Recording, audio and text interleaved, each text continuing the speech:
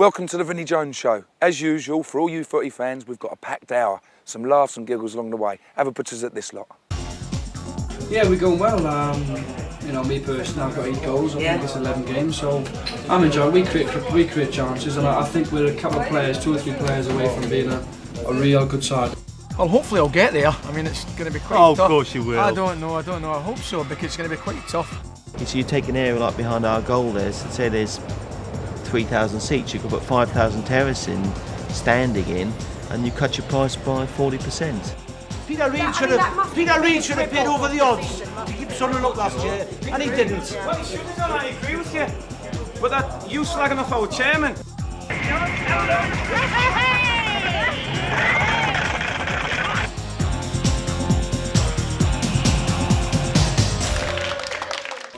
Hi, good evening. I'm Mary Parkinson, and tonight I'm with Chris Armstrong, a Luton Town supporter, John Hartson, Frank McAvennie, and Diana Binks. Okay, it's really good to be here, guys. I believe you have a fairly strong opinion on the state of Scottish football at the moment. Well, I think they did very well to qualify for the World Cup. Yes. What do you mean did very well? They've done a lot better than us in the last several years. Yes. Well, one would hope so. Yeah. But, yeah, fair enough. Scottish football's got a very good stand at the moment, but I still think the Premiership in Scottish football is very equivalent to our second division football. Is that where Luton is? That's exactly where Luton are. I'll tell you a bit of trivia. When I was at St Mirren, the first club I was going to sign for was Luton Town, and they were in the first division of town. Yeah. And I wouldn't sign for them because they're the worst team I've ever seen on TV, and they were a bad team, and it's proved it over 3 years. They went down divisions quicker than I won't say. But no, I won't. Can I interject? You got to come. I would come back on that because there is not. I would beg to differ actually on this, because I'm sure there's one Luton player, manager, or trainer in every Premiership team that are at the moment. David Pleat stops more times than anything, but anyway, no, I won't talk about David Pleat. David Pleat phoned me for 2 years running. It was the first name turned my family. So don't talk to me about Luton Town. Luton Town couldn't survive in Scotland. With the fans or the players? Both. Well, he's the only fan that they've got. Well, the main reason I support Luton is because it's a challenge. Because you keep them going. Yeah. If we went to Scotland, there would be no challenge, because we win every game. So I would like to bring John into this, because I've watched John play at Luton many times, and he's a class player, and it was a very, very disappointment when I saw you leave. Yeah, I had Luton actually was very, very good to me. Is to that be where you honest. just served your apprenticeship? Yeah, well, I was going back and forth there to Luton. Well, let me put it to you, Since John. I You've played against Scottish teams. Yeah. What he's saying, is it crap or is it not crap? Don't say no. I think it's a bit of both. John, It's a bit of both. I played against Scottish teams pre-season, and there are teams up in Scotland which are very strong. Yeah. The likes of Celtic, Rangers. I wouldn't go as second division. No, we're talking money now. Luton's equivalent to I wouldn't second go as division. far as saying teams of the standard like I can Clyde, understand if he says them Luton's type of teams. better than a lot of teams in Scotland. I Yeah. can understand that, but to make a remark like second division That's a Scotland, bit below the belt, you isn't are talking. How can you compare Honestly, them you are to talking through a hole in your backside. We're talking checkbook football here. Well, We're talking about. No, going back to Luton. Okay, well, going back to Luton didn't have a Luton. checkbook because you couldn't sign me. Absolutely. Luton wanted to talk to me about bonuses. I asked them, much am I getting? And they said, you're getting this bonus. I said, but much wages am I getting? And they wouldn't tell me. That's how much Luton checkbook is. Well, I say no more. I say no more. Yeah. Yeah. They Well, couldn't going back tell to me my Luton, wages. I I'm had- trying to I sign had- a player. I had They 3 couldn't good say- they years couldn't at tell my Luton. wages. I had 3 good years there. Outrageous. I went to Arsenal when I was 19. Yeah. They were superb to me, Luton Town. Got a lot to thank David Pleat for, who you mentioned. Yeah, excellent. And the coaching staff And there. it's They were great been to me. downhill all the way for them since you left, hasn't it? I mean, you semi-finals of the Well, FA the Cup, thing is, like with quarter-finals of the FA Cup. with a club like that's Luton what Town, you know, semis. they've sold Mark Pembridge, they've sold David Priest. Scotty Oakes, David Priest. They've always had to sell to survive teams like Luton, and not just Luton. I'm sure if Listen, I'm Chris really glad that they was a go to West. Luton. All I've got to do is look at jumping these guys with. There's That quite. says a lot, doesn't it? We've lost a That lot of says a lot. players. Look at the jumper you're wearing. We've got a lot of players. But look, going back to Scotland, I mean, Frank, you... Let's get to the point, right? I'm always joking, pal. It's alright. No, it's Get alright. your haircut finished tomorrow. I'll take it on the chin. Oh, for Christ's sake. You played in Scotland and England. You ran between the two, I didn't played. you? Wherever the party was the best, you were there. Yes, that's right, yeah. No, I mean, David Pleat was tremendous to me. David Pleat's a really nice guy. I loved him to death, but the man Evans I couldn't go on with, that's why I didn't sign for Luton. Yeah, there's a lot of people have said I don't think that. you're alone in that. But No. what were the contrasts between playing for, say, Celtic and playing for West Ham? You know, what really stood out for you? I mean, week in, week out, surely the Premiership, I mean, you would agree, I'm sure Diana watching it, that it's tougher than playing in Scotland. Of course it is, yeah. There's the biggest difference is a lot more quality players in England. Yeah. And the biggest difference there's a lot more as a selection striker, though, really, isn't there? the biggest difference as a striker in Scotland, there's not many quality players. In England, there's a lot of quality defenders, and they believe that they're better than you. Yeah. So when a striker gets the ball, it's a match-up. They think they're better than you, and they don't dive into you and all that kind of stuff. In Scotland, they think he's better than me, and they just try and kick you out of the game. I mean, that's the biggest difference. In Scotland, they just want to, they know they're not better than you, so they kick you out of the game. Right. Scottish A lot of footballers. defenders, not all of them. Yeah. There's a lot of good defenders in Scotland, but a lot of them aren't as good, and they think, I've got to stop him. Yeah. In England, every defender you come against thinks he's better than you. Yeah. So it's a match-up. So it's a match. And I mean, it's the better. passion in Scottish football, I mean, when you see the Celtic Rangers derby, There's no I mean, football it's gets just played. awesome, There's that, isn't it? It's Yeah, just but there's phenomenal, never even any- off the telly. Yeah, but there's never any football gets played. No, I mean, they just kick each other to death. Yeah, don't they they? just batter each other. It's great. It's great. It is like a battle. My though. first Old Firm game I last. Sorry, my brother's just this massive Rangers fan, and Ah, generally see the game. if they ever get beat, which is obviously not very often, he just doesn't talk. He just goes into this real sulk. They get beaten He two. doesn't talk to The anyone. only team I've ever heard of getting beaten 2 European Cups in the one season. I know that. I mean, that it does.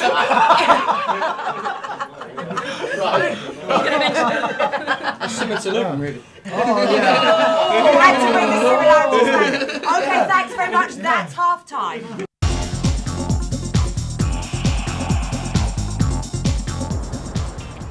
Soft porn publisher David Sullivan has sunk a few £1 million of his vast fortune into the other love of his life, football.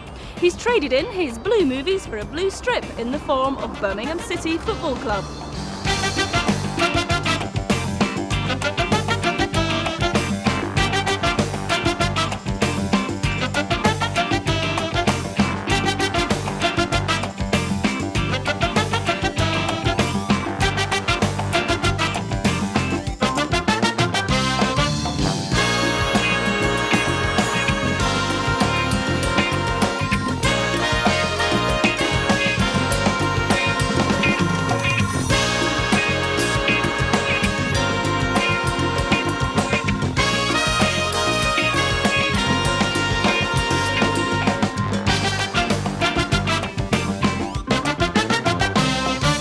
David, you've had a very colourful career. You had a soft porn business and then you went into newspapers. Why the move into football?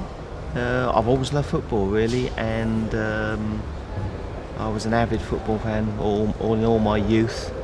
And for about 5 years, I looked to buy a club, and I looked at Watford, looked at Bradford, and several other clubs, and we ended up at Birmingham. What convinced you to go for Birmingham? Because Birmingham potentially is a very big club. I remember that they had 28,000 when they played Stoke in the old third division, or Division 2 as it is now, and I thought any club that gets 28,000 in Division 2 is a club that deserves better. Mm-hmm. I mean, there's a lot of changes here. I mean, these seats are fantastic. They're fairly plush, aren't they? They're not bad, and the perhaps start of better things to come.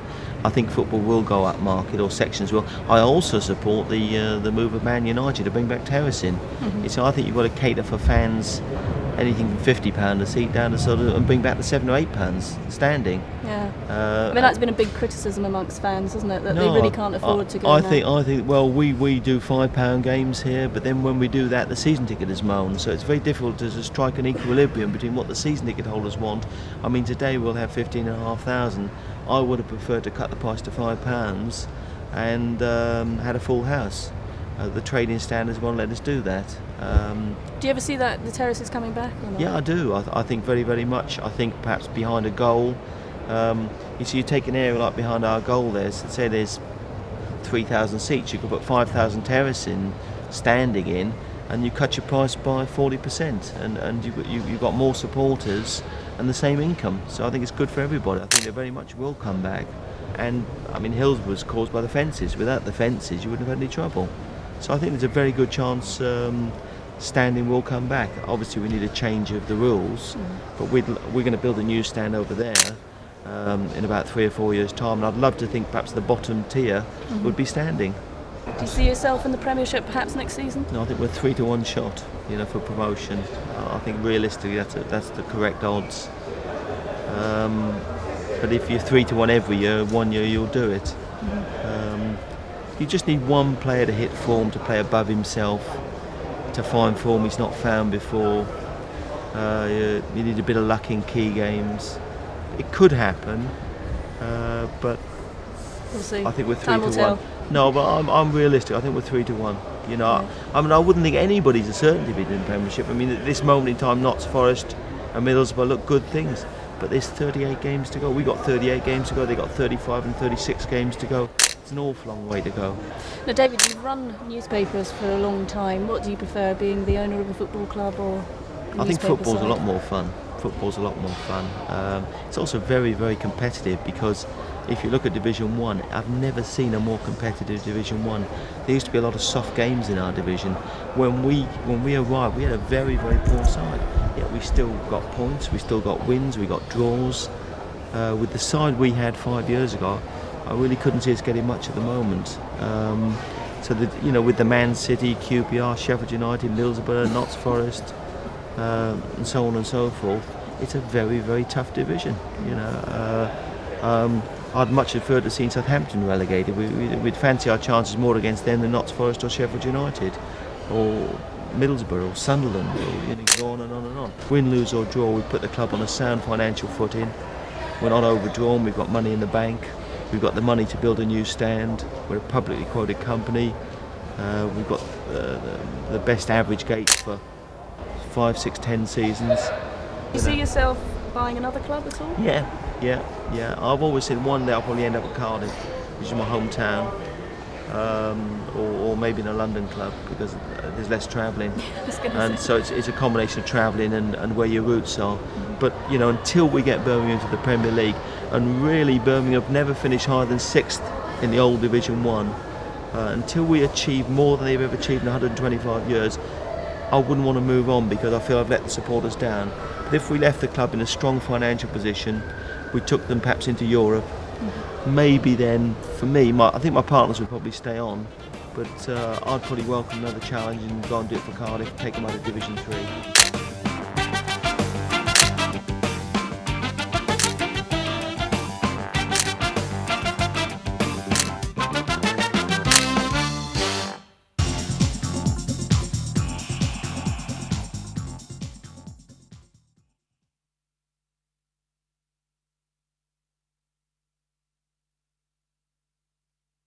Hi, I'm Mary Parkinson, and I'm still with Chris, John, Frank and Diana. And we are talking Scottish and English football. And we've just mentioned that Rangers have just been knocked out of 2 European Cups in one season. Yet Celtic actually managed, I thought Celtic were desperately unlucky not to go through against Liverpool. Celtic were a better team over 2 They were legs. absolutely. We're just going to talk about Can we talk about the draft? Well, I have a great friend who lives in Llansantffrain. Yeah, and we're they played European football last year. Fantastic. They took something like 2,000 or 3,000. Yeah, it's great, yeah. I mean, it's extraordinary. These tiny little Welsh villages, the middle of nowhere, and they're playing European football. Your favourite place. What were you doing in one of those places, Frank? Yeah, well, I owned it. He was with me. Wasn't with me. No, but Celtic were better As my than friend Liverpool, says, weren't they? I took a driving test and the guy says, can you make a U-turn? I says, no, but I can make his eyes water. God, you are a joker, Alright. Hope this is live. Thank God it's not. No,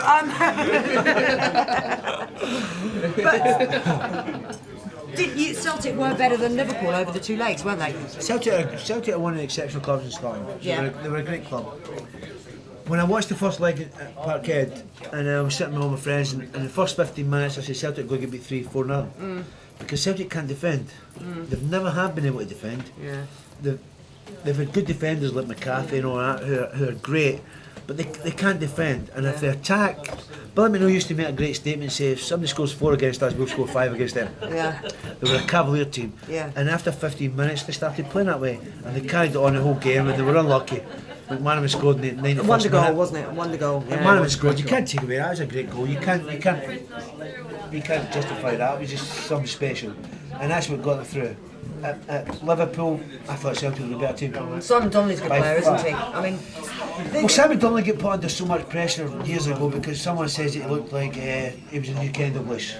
yeah. And to put somebody like such a young kid under pressure like that, because whether you think so or not, it puts people under pressure. When you're only a kid and you get classed as Kendall Bush, it's a lot of pressure. to Yeah, carry. no, that's. I mean, it's. You know, and the guy's came through it now, and he's now starting to show that he's a good player again. For about a year he was lost. I mean, have you ever felt really pressured? Has anyone ever Yeah, he's liked took over for me. No, Because to I be mean, honest, 19 years old, when you were signed for Arsenal, that was a big deal, wasn't it? yeah, there's always people sort of there to put pressure on you. You know, that's the press sort of hype it up a little bit and whatever. But you know, you have to just get on with it really and just take it as it comes. I think. Are you enjoying life at West Ham? Yeah, I love it there. Yeah. Yeah. Frankie's telling about all the old good times he used to have, and that, which I'm always willing to learn and that, you know. And Frankie's one of the players I used to look up to and that a few years ago, and it's great, you know. They got great tradition at the club. Yeah, it is a club of tradition. Yeah. And we're getting, like, somebody asked me around what's the difference between Arsenal and West Ham, and to be honest, there's not a lot of difference. Arsenal is a bigger club. Yeah. It's a family club, isn't it? Yeah, but we still get 27,000 people every week, and they're fanatical down there. We take thousands, and you know they're great fans. And You've got David Essex as well, haven't you? yeah, David Essex Is he playing? Oh, no, he likes Is he playing? He's your big fan. of course, he's a great ball back. Never seen him. Yeah, but superb. I mean, you're doing well this season. Yeah, we're going well. You know, me personally, I've got 8 goals. I think it's 11 games, so I'm enjoying. We create chances, and I think we're a couple of players, 2 or 3 players away from being a real good side, the top 6 side. Top 6 side, right? But at the moment, we just Be a top 3, mate. we can't seem to be winning 2 or 3 games on Well, the spin. to match yours, I mean, you Enjoy are. being a top 3. I think West Ham are capable of being a top 3 side. They're capable. They're creeping in there and they're getting results where people wouldn't get results. And they're losing points where they should lose points. The only thing is, Frank, we're not consistent at the moment. We that's what I'm we saying, beat Liverpool against the big last week, teams, you're doing and we very go and well. lose to Southampton and that. And if we can get a run and get some consistency, Like Wimbledon did last season. like Wimbledon did, and had Yeah. a great season. Yeah. And I mean, how do you see your club, Diana? Tottenham this season. Well, they're not doing too well, are they? I mean, Kosher. I mean, all the matches I've gone to, I mean, the fans are just so disillusioned by the time they leave, you know, and you can just guarantee there's probably not really going to be too many goals. Could be worse. Could be good. Dissatisfaction. But you know, hopefully it's a phase. You know, most clubs seem to go through It's just it, been and a then they protracted get their act back phase, hasn't together, it, don't with they? Tottenham? It's lasted 2 or 3 years now, hasn't It's it? now ready to turn around Tottenham's and been go such a again. big club over the years. I mean, I don't know if you've noticed it, John. Tottenham, the boys from Tottenham are so speak about arrogant. Tottenham. I will speak about the boys are so arrogant, and it's in them as tradition. And you speak to them, and they're so arrogant players, whether they're good or bad. But the It's installed in them, which is good for footballers if they're good. But if they're crap, why be arrogant? You know, But, I mean, the that's top- what Tottenham are like. the top you 6 you clubs have about changed, with haven't they? Chip on the shoulder. You know. The top 6 clubs have changed. I mean, the big 6 used to be Arsenal, I'm glad Tottenham, Arsenal's back because Liverpool, Arsenal, Everton. and I'm glad Chelsea's there because Chelsea's a good club. They've bought a lot of players. Can't stand Chelsea. Yeah, but Hulick's yeah, I seen you at Chelsea, Man United. I seen all that, right? Anyway, but I mean, it's like I live Hulick's near here. Stamford Bridge. Oh, Yeah, but no matter what you think about football, what you think of teams, if a club's doing well, you've got to respect it. Yeah. And Well- Hulick's doing well at Chelsea. Hulick's doing exceptional at Chelsea. And he's bought a lot of players. And it's not just the case he's bought money, he's got money and he spends it. You've got to buy the right players. It don't matter. You can spend 6 million a player and they won't fit in your team. yeah. and he spent well, and he's doing well. Oh, no, I mean, and he's a class Harry's done tremendous at West Ham. Yeah, I mean, because you had such a nightmare last season, and before you What was arrived. he saying? Before he bought John and Paul, it was like... And now you've got Dixie was the top goal scorer. Yeah, I was playing well. Dixie was the top goal scorer. Yeah. And he was left back. Yeah. You know, it didn't say for a lot for a club. No, if you're left back. Yeah, if you're left back's top goal scorer, and it's like, and then John and I came, they turned around, they saved him, they kept him in, kept him last up in year, the Premiership, and they're doing exceptionally well this Well, year. I think Good as, luck to them. you know, when you're at a club and it sort of gets a bit stale, I think a couple of new faces sort of lifts everybody anyway. If you can Yeah, sign a but new all couple they of needed, players. I mean, last year all they needed was somebody to start going in it. Yeah. The team were playing well. I went to see them last year, John. They were playing well, but they didn't have anyone to start going in goals, it. yeah, the lads And are then awesome. you two came, and all of a sudden it took off. Yeah. And you I've could tell you been that away to season. Wales all week, and I was talking to Dean Saunders, and Dino was saying that he'd love to come and play for West Ham. The simple fact is because they sign a lot of players. Sorry, they create a lot of chances. Yes. They said they're a team that always create chances. You're going to score goals. A striker can got we a do- chance we to do score. create a lot of chances. Johnny wouldn't fit in. No? No, he wouldn't fit in. He's a runner. Yeah. You and Paul do well together. Yeah. Keep it that way. Yeah, we are. Yeah. Keep it that way. Okay, He's a good thanks very partnership. much everybody for coming down. That's all we've got time for. We'll see you soon.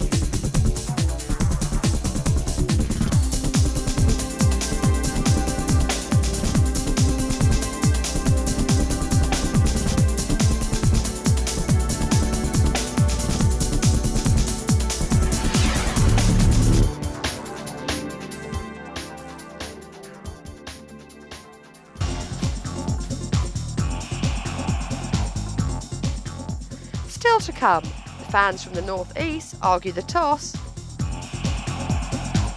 and Ali McCoist on the highlights of his career.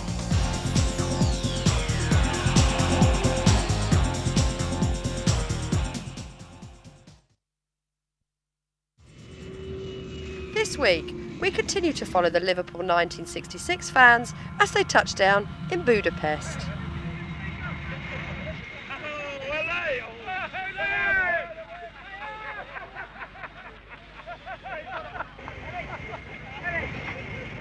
Well done, boys.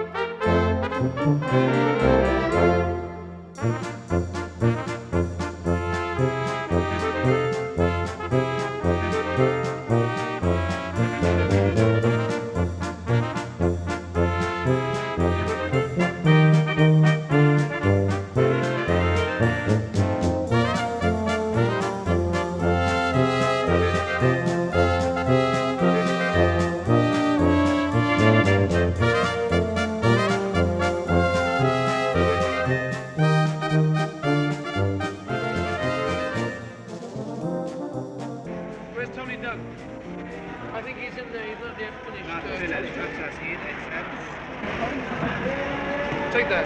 Yes. No, you won't give it yet? No. Okay. All right. Patterson and Chisel.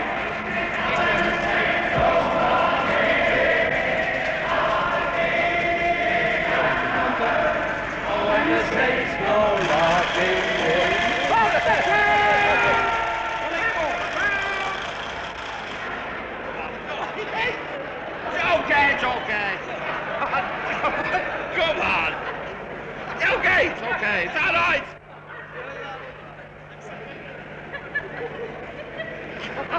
Go on. God! Okay. See? Okay.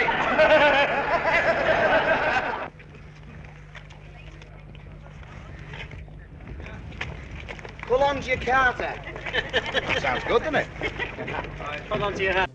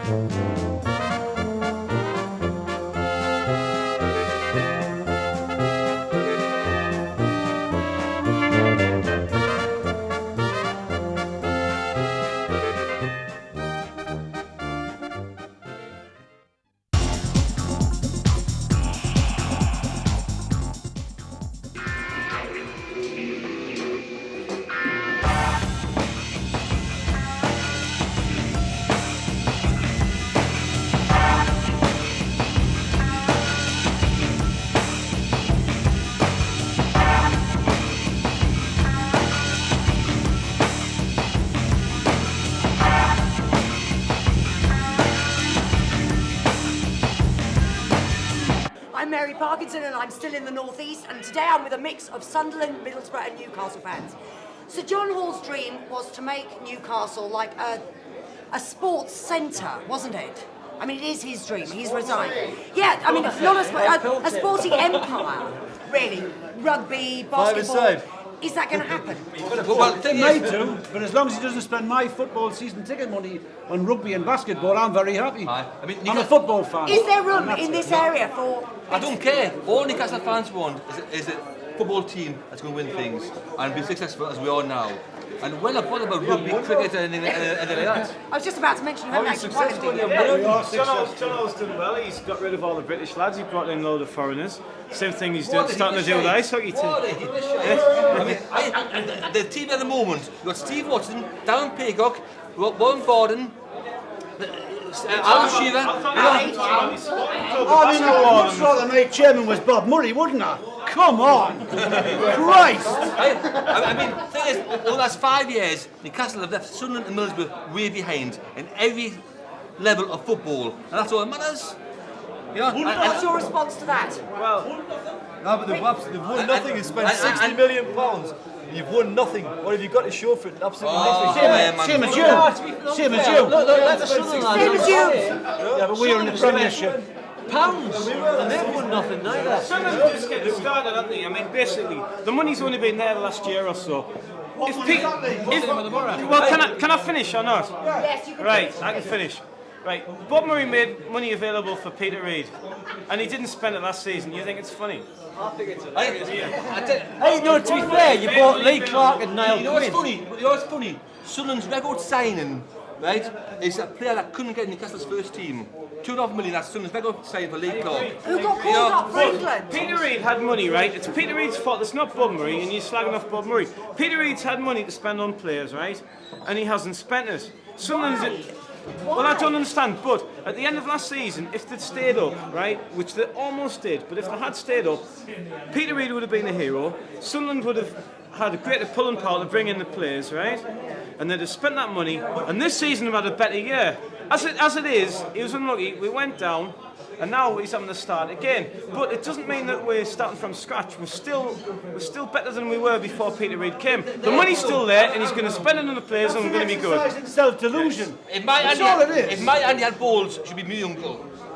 Alan Sugar, much reviled by the Tottenham fans, managed to finally convince himself, after his over my dead body speech, that Les Ferdinand was worth 6 million. Peter Reid should have paid over the odds to keep Sunderland up last year, and he didn't. Well, he should have done. I agree with you. But that you slagging off our chairman. No, you slagging off John O. I responded. I never mentioned John O. I responded. The question was about John O. Do you rate Bob Murray as a chairman? I think he's done it. Do you rate Steve Gibson as a chairman? Absolutely. Yeah. He's the one putting the money up front, isn't he? He's not Middlesbrough Football Club. He's the one who's getting his now. The manager who can't do the job. But I mean, let's face it, the whole of it. See, Brian Robson's a famous footballer, great footballer. What's he done as a manager? Shit manager, and you've got to acknowledge that. I think Brian Robson will have learned more from his experiences of last season than you could pay him to have learned for 10 years of success. I think the failure, he will learn so much from that. I think rather than slag each other off, I think one thing's got to be said about Steve Gibson is of the three chairmen in the North East football, at least he's got football in his blood. Yeah. Murray and Hall haven't. Yeah. I mean, Sir John Hall is at first and foremost a businessman. Yeah. He pumped all that money into Newcastle. No, he didn't. He's left with a huge stake in Newcastle United. John Hall didn't put money in Newcastle, right? He loaned money to Newcastle, for which he was paid interest. Yeah. Then from the flotation, he made £112 million. I know, absolutely. So he's first and foremost a businessman. Why has he quit now? Because he's 65. 65. You think it's just as simple as that? Yeah.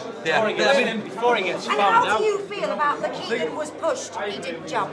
Well, I think Kevin Keegan. I think Kevin Keegan. You knew that anyway. Right? No, I mean, it was fairly obvious, wasn't it? Well, for the PLC. Do you think he should have written the book staying all this? Yeah, he should. Because Kevin Keegan has made quite clear that the club has been thrown on the stock market had a detrimental effect on the football side of things. We were challenged for the league title in Europe and Sunday FA Cup. He was told to sell players to the value of £6 million, which is a disgrace. How the hell are we supposed to build a club and when he's told to sell £6 million worth of players? I know you only have 60 million to spend. That's now, is it really? You can't get nobody for 60 million. Just correct the fallacy here. Kevin Keegan spent 61 million and he recouped. Right, Ruth Fox, Andy Cohen, what have you, 21 million. So although the outlay is 40 million, is a fantastic amount of money, over the 5-year spell, it represents a relatively modest £8 million a year. Let's not let the sensationalism get out of hand. I would like to point out... don't spend that sort of money, do they? Well, what about Sunderland don't. Exactly, nobody... And you're shite! Parsimonious Bob. And you've got no silverware. You're still none of you have got any silverware. Listen, none of you have got any silverware. All the bloody silverware went to the Northwest last year. We know we're crap. They think they're good, but they're shite. We know they're crap as well.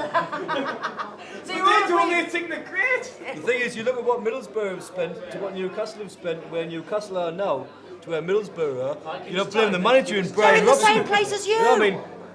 Exactly, we haven't spent anything though. Yes, and that's your fault. You refused to spend something you might have scaled up. Millions and pounds. I think we've done this. Who spent more money and who stayed up? I think the big crime at Sunderland was they went down they went up in 1990 and they were lucky to capitalise on Swindon's punishment. And they didn't capitalise when they went up to the first division. Right? As after beat you 2-0 in the playoffs. I mean, that's the best thing that happened. That is the best thing that ever happened to Newcastle. It's the best thing that ever happened to Newcastle. Shouldn't have been that playoff. If we win that playoff, we got the first division, we're slipping shade today, just like you are. But we didn't. History tells you and proves it. Your chairman, excuse me. You weren't sitting there at the time when you were running on the pitch trying to stop the game. Okay, cut. That's the end of this thing. We'll be back soon. Coming up after the break, a question of sport for Ali McCoist.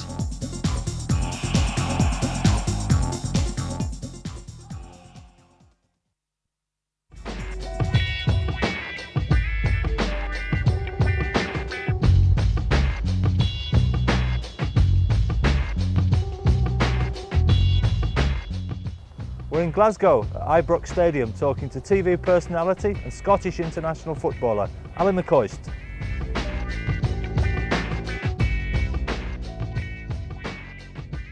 So Ali, Scotland qualifying for the World Cup again. How does that feel?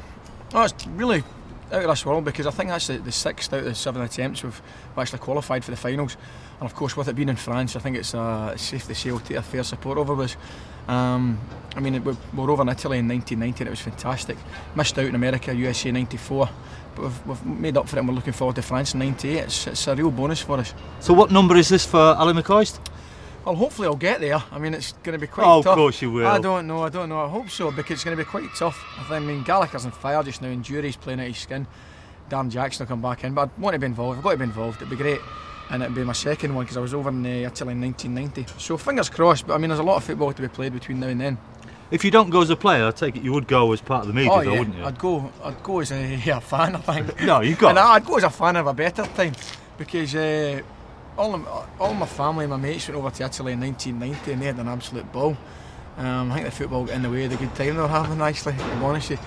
I'll definitely be over, one way or another. If I'm not in the squad, hopefully I'll be in the squad. If not, I'll definitely be over travelling some. Now, for most neutrals, Ali, they see Scotland get to the World Cup and they say, fantastic achievement, they've only got 4 million people or whatever. But the Scottish fans, they catch hold of them when they head off to the World Cup and they always think you're going to win it. Does that put a lot of pressure on you? I think it's calmed down a little bit, to be fair. I mean, I don't think we'll all go over and think we're going to win it. I mean, 3rd and 4th playoff would have been a reasonable achievement for us in the last couple of years. Oh no, I mean, the days of the 1978 with Ali's Tartan Army and we're all going to Argentina to win it are long gone. We're realistic now. It's a bonus for us qualifying because, as you say, we're a small country, and in terms of qualification, our record must be up there with the best in the world, really. And that's the main thing, getting there. And once we go over there, hopefully the boys will do well. And the lads and the fans have a good time and enjoy themselves, and that's the most important thing. As I say, it's in France, it's not too far away. And I would imagine they'll be scrambling for tickets already. But just hope I've got a couple booked. Now, I apologise for raising this, but you're past 30 now, Ali, aren't you? So you get the extra 9 now. You're warhorse, or you're a veteran now, aren't you? Veteran? You become a veteran at 32, I'm told. Does that bother you? No, not at all. Not in the slightest. I mean, it can't go on forever. I'm enjoying it. I really am enjoying it. When I signed here the best part of 15 years ago, if somebody said I'd still be kicking a ball at 35, and I'm involved with guys like Loudrop and Gascoigne and people like that, I would never have believed them. So I'm really enjoying it, and it's actually the older you get, the more you appreciate it. And I certainly appreciate every day, kind of not just playing, but coming in to train. And it's magic. I'll go on for as long as I can, because the playing side of things is definitely the best. I mean, you talk to guys, I speak to guys all the time, boys that I used to play with, who are now in the management and coaching side of things, and they genuinely say to you, you've got to play for as long as you can, because the playing side is the best of things. So I've got another 4 or 5 left in me, I think. Have you given any thought to what you'll do, though? That's games, not years. Are you going to stay in the game? Because you could be a telepundit now, could you do Question of Sport and all that? I enjoy the Question of Sport. That's great fun with John Parrott. I'm really enjoying that. We'll have a good laugh on that. And the television side of things is enjoyable as well, because I've done the pundit and the panel and things like that, and co-commentated in a few games. And that's something that I do enjoy doing. It's something that I'd look at when I stop playing. But I'm too scared to think about it, because I want to play for as long as I can at the moment. But you played at some of the biggest clubs going, and here you're at Rangers. You look round this stadium, it's incredible. Yeah. When it does all come to a finish, will there be one memory you'll take away and say, well, if I did nothing else in football, put me down for that one? Whoa, that's a bit unfair. But I would probably say we hadn't won the championship for years here, and Big Terry Butcher scored a header at Pittodrie, I think from a Davy Cooper cross, and that clinched the championship for us. And I think the scenes that day, and all the way down the team bus from Aberdeen to here, will probably stay with me as long as I live, because as I say, we'd been in the doldrums a little bit. We hadn't won the championship, and Graham Souness came, he signed Big Woodsy, Terry Butcher, and we won it, and with some good players, and probably the atmosphere that day will be with me for a long, long time. Any regrets? Regrets? Small ones, but the good times far outweigh the bad times. I'm disappointed I never went to the World Cup in Mexico in '86, but I mean, I don't bear grudges. I'm just one of these things. 1 or 2 regrets, obviously. What else was there? Getting beaten in the cup final at Dundee United was a big blow for us, because we were going for another treble then. they beat us 1-0. But as I say, I've had far too many good times to think about the regrets. 1 or 2 disappointments, but the good times far outweigh the bad times. Well, Ali, I for one am convinced you will be in France as a player in '98. But great talking to you. Thank you very much. Ali McCoist. And I hope so. Thanks a lot. Thank you very much.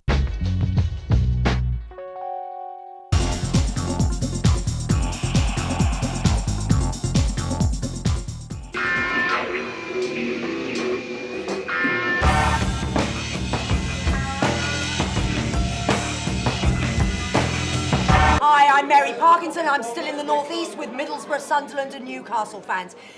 Club or country? In Italy, they put their country way before their club. I would be hard-pressed if you gave me a toss-up between England in the World Cup finals and United, Manchester United that is, in the European Cup final. That's the other girl. I would be hard-pressed to know which one I would cheer on most. To be quite honest, it would be Manchester United. Which means you're not a football fan if No, you're no, hard no. pressed. It would be Manchester United for me. Club comes first every time. Your club comes first every time. You explained that you'd be hard pressed, so you have the decision But if to I make. had the decision between the two on the same day. I'll have a stab at it, and I'll guess that all 6 round here, yourself excluded, would put their club first without thinking twice. You want to think twice. No, I would think twice if it was on the same day. England are playing in Italy on Saturday, Yeah. but I'm gutted about the fact that we're not playing Forest at home. I know what I'd rather be watching. Definitely. You know. Well, no, I tell you something. It has changed. It has changed quite dramatically for me as a United fan because we have so many United players in the team, and that has really changed. How long have you been a United fan then? No. 2 Since years. 77. Oh, well, that goes back a long time, yeah. So Well, 20 years. Unfortunately, I'm probably about 20 years younger than you too. You see, Thank you very much. Well, let's get some facts straight here. No, But yeah, I mean, to be honest, between Newcastle and England, I want Newcastle win every time. You know, I'm not worried about what I am worried what England do, but not the same extent. Saturday night, England beat Italy. I'll be watching that match. Want England to win, obviously, right? Yeah. When I England wish I score, was there. when England score, it won't have the same effect as if Newcastle had been playing and Newcastle had scored. No, obviously not. But when England play, and when Paul Scholes scored that second goal in Le Tournoi, and then we had five or six United players on the pitch at the end of the game. It was fantastic. It's more important trying to fight Castle. You're still thinking about your club, Absolutely, I'm So thinking it's about club my before club. country, isn't it? Oh yes, it's always club before. Yeah, but you just said that it was. Yeah, but if it was no, obviously. I mean, World Cup, fair enough, but something like the Tournoi, the Umbro Cup, it's I think you can sum the thing up very simply and say, and I'm sure I'll speak for these other lads here about their key players. The Valenciennes injury, which happened to happen in a friendly at Goodison Park, happened when he was playing for England, we would be even more devastated. Yes. Because you're desperately keen for your players to come back from international duty, which makes them successful. But you are appalled if they're injured when playing for England or training for England than what they are when it's just part of their job at St James's Park. I remember the late 60s, early 70s. My first hero for Newcastle was Wyn Davies. He used to play for Wales. When Wales played England, I was one of Wales to win. Wyn Davies. I can't believe an attitude like that. That's absolute bullshit. I mean, Andy Melville, we're not lucky enough to have England internationals. Right. But can I just say about England comes first. England's the team. You've got to be a patriot, right? Anything that Newcastle achieves, right, is only reflected. If they achieve it in England and the England team is shit, then that doesn't mean a lot. The England team really counts a lot. Really. I think it has. Did Newcastle win the European Cup and England win the World Cup? I know which one I choose every time. Oh yes, I know. I can't believe you're saying that, like. Well, everybody else seems England, to think that way. well, I'm disagreeing with you. I'm the other one out then. Because England means a lot to me. From the Premiership or England winning the World Cup. It does, yeah. I mean, for the impact that it has. I can't believe that. I cannot honestly believe Like, that your national team I would would mean rather, more than your club. I'll be quite honest. I would rather. It means more to me, right? Sunderland staying up or England making the World Cup. In Brazil, Right? in Brazil, it's I'd rather Sunderland stayed up. But as far as us winning anything, I'd rather England made the World Cup than we won anything. Honestly, would. I would rather. I mean, I don't think any. All due respect, I think you're an exception. Well, you are on this table. Someone told you, right? I'm English, I'm a patriot. If Sunderland are going to win the FA Cup or England will win the World Cup, what would you rather have? Probably Sunderland win the FA Cup. What but- the hell? You're going? No. But what I'm saying is, England making the World Cup, right, is more important than me. Well, as long as we're in What, the Sunderland get promoted? as long as we're in the top division, that's all that matters to us. I want us to go in the top division, but after that, England means a lot to us. Mind you, England winning the World Cup's more realistic, isn't it? Listen, did any of you bother to go to any of the Euro 96 games? Them all, yeah. I would have. Did you enjoy them? Yeah, they were okay. They were occasions. They weren't special. I mean, it's quite strange to go to a game and not really care. Well, I've got amongst the Romanian fans and got them chanting some England songs just to get them up for it, you know. Find your age. Yeah, I did. I mean, Wembley is going to be closed from, when is it, next year, isn't it? And they're going to be playing the internationals all around the country. Will you go to an international at St James's? Well, the point, you know, the nation which has their national stadium, one national stadium where they play all their games at. Because the Italians will be playing at Rome. If the games, they tried an experiment 2 or 3 years ago and had an international at Ellen Road and it was full. And perhaps we'll be a bit South more. Africa at Old Trafford last year. But they were only 2 games in a God knows how many years. If it was a standard thing to either have a northern Wembley or to spread the games around St James's Park and the stadium in Shite and all those places, then games around the country. Perhaps we would be a bit more patriotic if we could see I've got to spend about £150 to take my son to Wembley. I wouldn't even think of doing it. That's half a season ticket. Every other country does it. Spain does it as They well. all do it. They all do it. The only problem you've got is like when the under-21 games, right? When you get like players or even the full internationals, it might happen. You're getting where there's a bit of rivalry. When Martin Smith plays St James's Park, he got a load of booing when he's playing for the under-21s. You know, I think the same thing might have happened if Newcastle players were playing.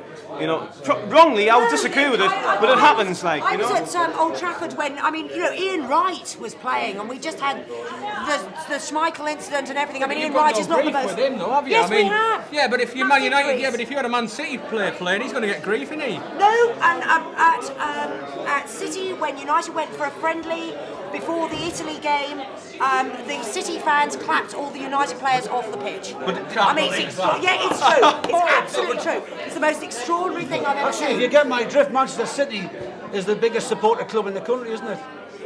No, I don't get Because football fans hate Man United. Well, they're my second team. And on that note, all the Chelsea boys, Darren and John, want to say hello to you, mate. See you soon when we come down. I'll get it. on that extremely happy, jolly note, we're going to leave it there. Thanks very much. See you soon.